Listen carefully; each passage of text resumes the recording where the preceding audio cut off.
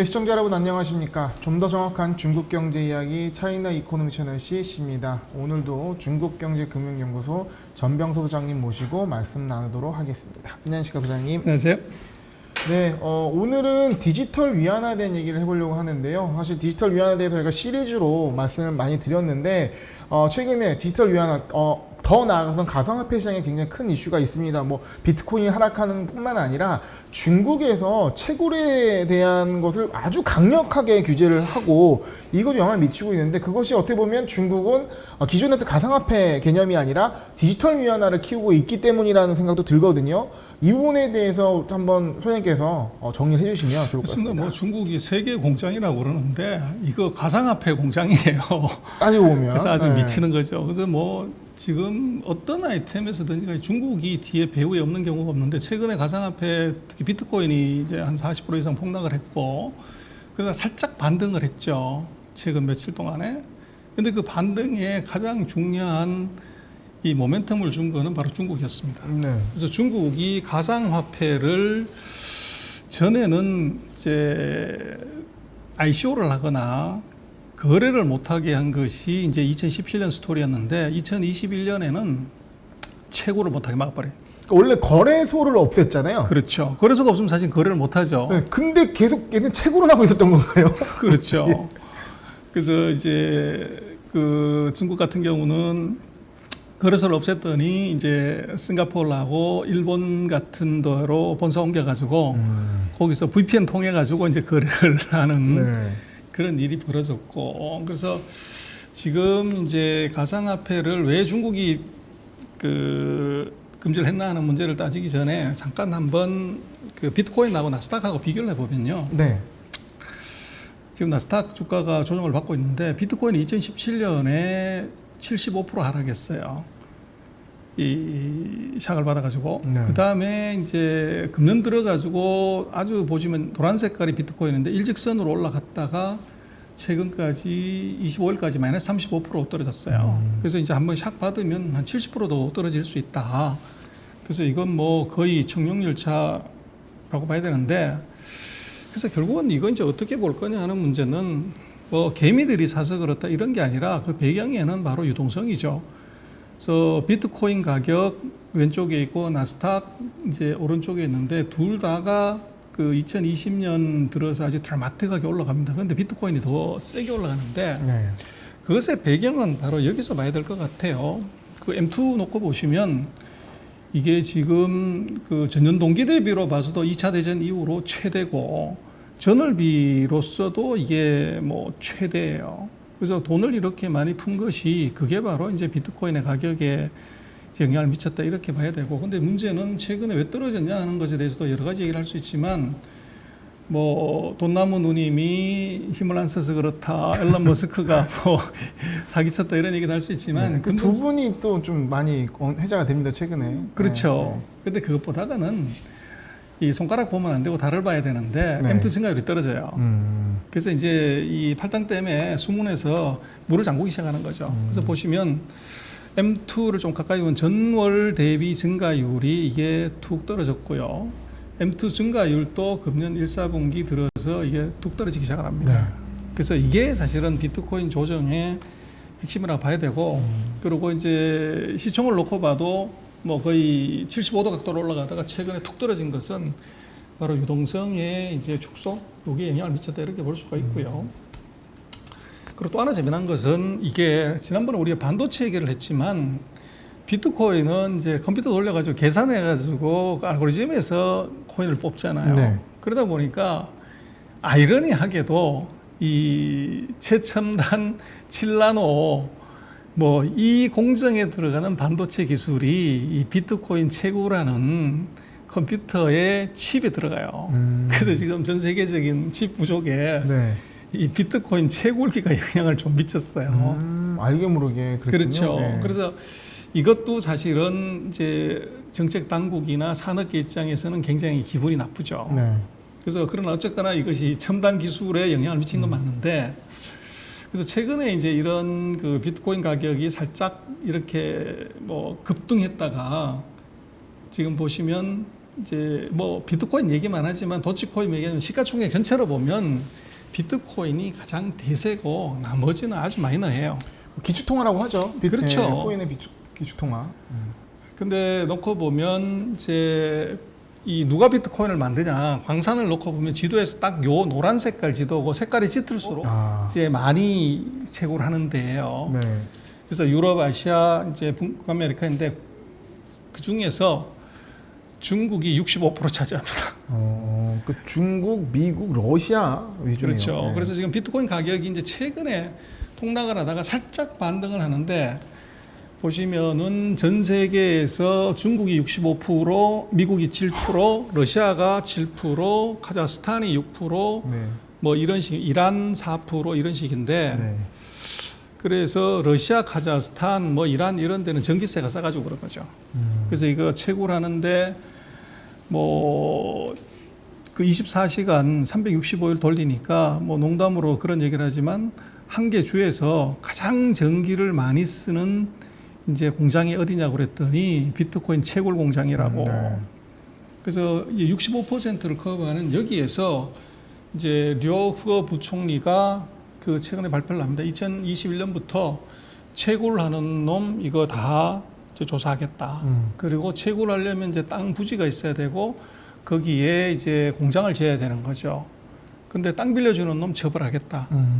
그리고 거기다 전기 공급하는 놈 처벌하겠다. 걸리면 죽는다네요, 그냥. 그러면 네. 이제 공장 못 하는 거죠. 네. 그리고 또 하나는 투자도 하지 마라. 그래서 지금까지는 이제 말씀하신 것처럼 거래소를 없애버리면 거래를 못 할 거로 봤는데 이게 VPN을 통해서 거래를 했다는 거죠. 어떻게든 거래를 했다. 그래서 네. 이제 이것도 금지. 그래서 중국은 지금 비트코인은 모든 분야에서 다가 스톱이다. 네. 이제 이렇게 돼 있는데 그래서 그러다 보니까 가상화폐 거래소 그다음에 채굴 회사들이 다 손들었습니다.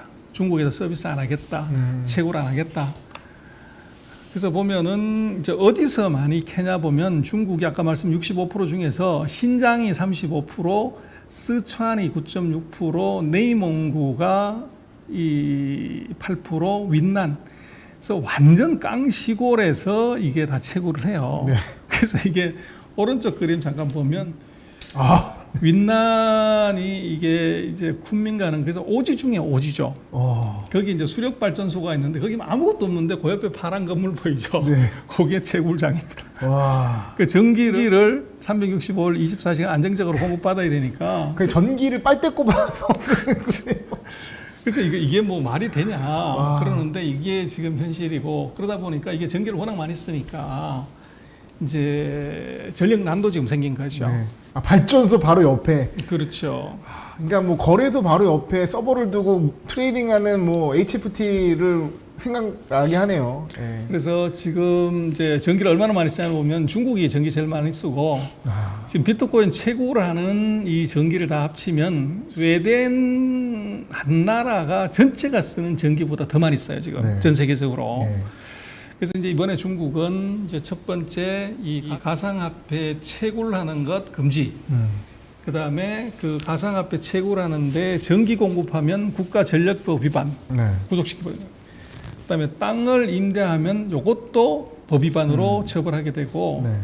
그리고 여기에 관련되는 이제 편의를 봐줬거나 이러면은 중국의 이제 사회 신용 평점이라는 게 있어요.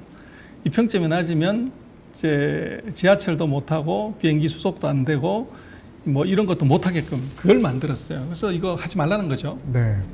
그래서 지금 놓고 보면 디지털 화폐를 이제 중국이 출시를 했고 그래서 이거를 이제 상용하기 위해서 그렇다 이렇게 얘기를 하는데 일단 디지털 화폐 지난번에도 우리가 한번 두어 번 봤지만 네. 중국의 디지털 화폐는 그 다른 나라들은 CBDC라고 얘기를 하죠. 근데 중국은 특별하게 DCE라고 얘기해요. 네. 일렉트로닉 페이먼트라고 얘기를 해요. 그래서 이거는 전자화폐라는 것보다는 지급 결제 수단이라는 걸 강조를 해요. 그래서 중국은 CBDC라는 말을 쓰지 않아요.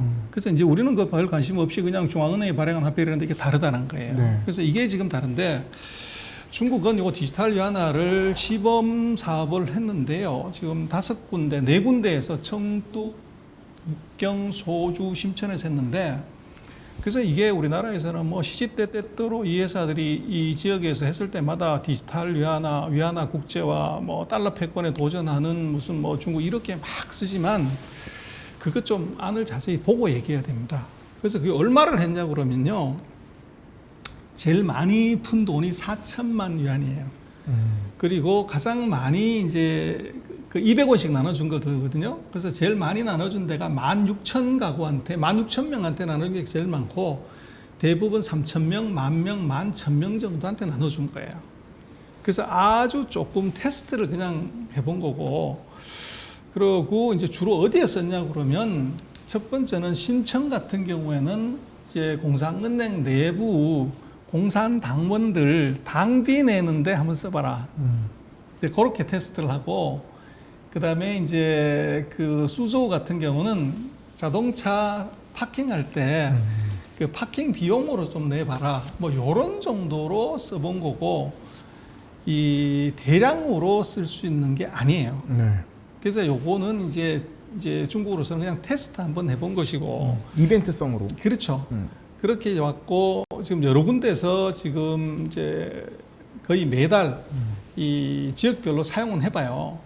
해보는데 중국은 아직도 그런 상용화를 제대로 하지 않은 상태에서 왜 이걸 금지를 시켰냐, 가상화폐를. 물론 이제 언론에서 얘기하는 것하고 똑같은 이 디지털 위안화를 양성하기 위한 것이다, 그런 목적이 있는데, 근데 뭐 아직 이거 쓰지도 않는데 뭘 양성화를 하겠어요. 근데 중국의 목적은 그것보다가는 첫 번째는 이게 이 개념적으로 봤을 때 그 가상화폐 그 크립토마니는 분산 시스템이잖아요. 중앙은행을 거치지 않고 개인끼리 거래하는 것인데, 네.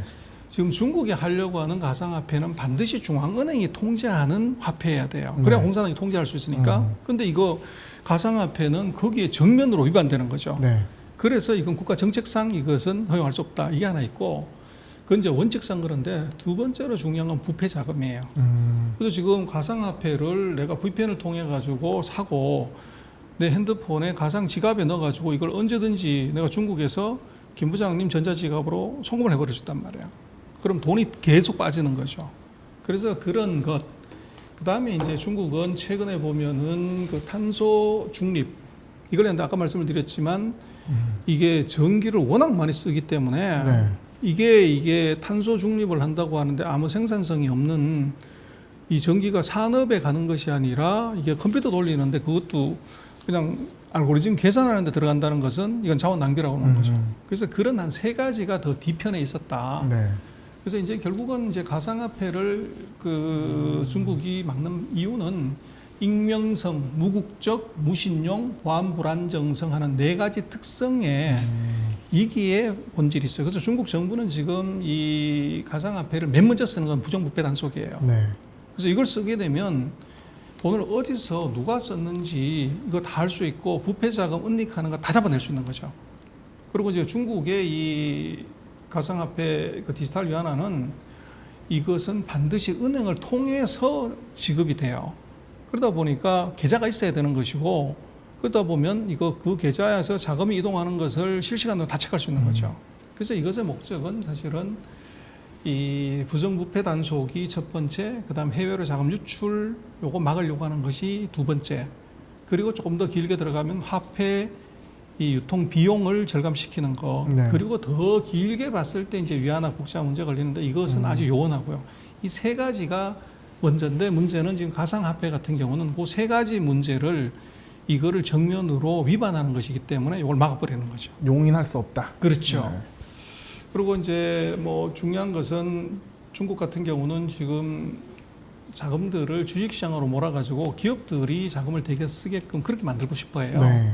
근데 한국도 그렇습니다만은 가상화폐가 뭐 이게 엄청나게 폭등을 하니까 다 불나방처럼 모이는 거죠. 그래서 뭐 증시 자금을 상당히 흡수를 했죠. 그렇죠. 예. 뭐 최근에 제가 어떤 언론 잠깐 나온 거 봤더니 어떤 사이트에 무슨 기자가 혼자서 뭐 거래를 했는데 뭐 사뭇가고 시작해서 30몇 억 됐다가 이 마진콜 걸려가지고 이게 네. 다 날라갔다고 39억이 뭐 그런 얘기도 나오듯이, 그래서 이게 지금 이 투기 자금이 그쪽으로 몰렸을 때 정상적인 이 산업 자금에 이 어떻게 보면 크라우딩 아웃 이펙트가 있다고 보는 거죠. 그래서 그걸 막으려고 하는 것도 이제 중요한 요인이에요.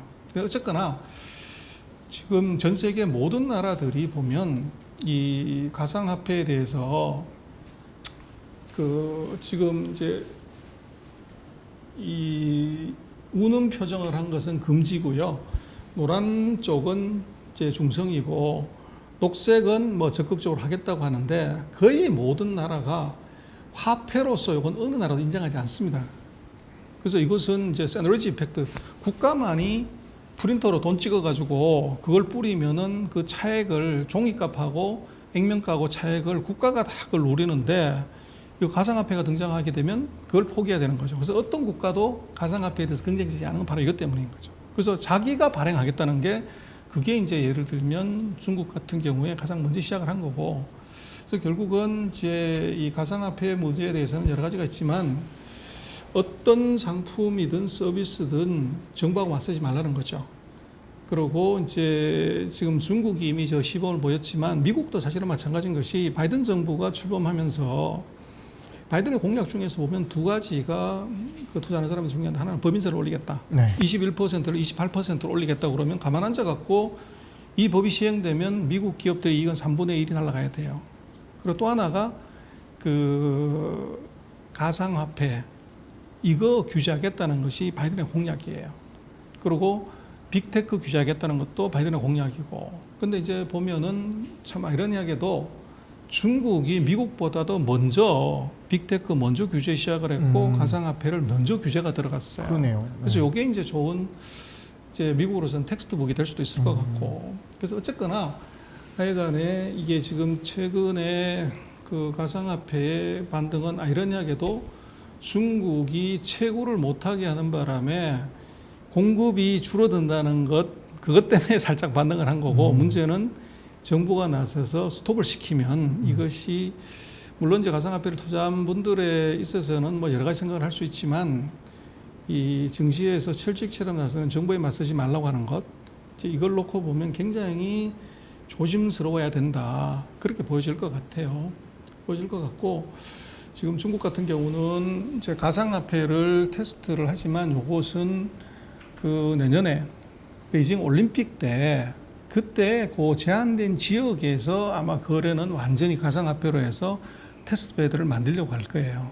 그래서 그때쯤 가면 또 이제 중국의 가상화폐에 관한 뭐 테마주니 뭐니 이제 이런 것들이 많이 나오겠지만, 이제 지금 상태 같은 경우는 사실은 가상화폐는 이제 중국을 필두로 해서 아마 미국 여타 국가들이 이제 줄줄이 나서 가지고 어떻게 보면 가상화폐에 대한 페널티를 줄 수밖에 없는 그런 상황이 아닌가 싶어요. 그래서 중국이 하여간 그 빅테크 규제라든지 가상화폐 규제에서 조금 앞서가기 때문에 중국을 조금 자세히 들여다보고 중국의 정책을 조금 이제 깊이 들여다보면 아마 앞으로 나올 미국이나 다른 나라의 그 규제라든지 정책도 미루어 짐작할 수 있다, 그렇게 생각할 수 있을 것 같습니다. 네, 이 가상화폐 시장과 어떻게 보면은 이제 대척점에 있는 이 중앙은행의 이 디지털 화폐, 이 부분에 있어 중국이 가장 좀 더 앞서서 움직이고 있다는 상황을 봤고요. 그리고 가상화폐 시장 또 우리가 어떻게 봐야 되는지도 함께 살펴봤습니다. 선생님, 오늘 말씀 감사합니다. 네, 고맙습니다.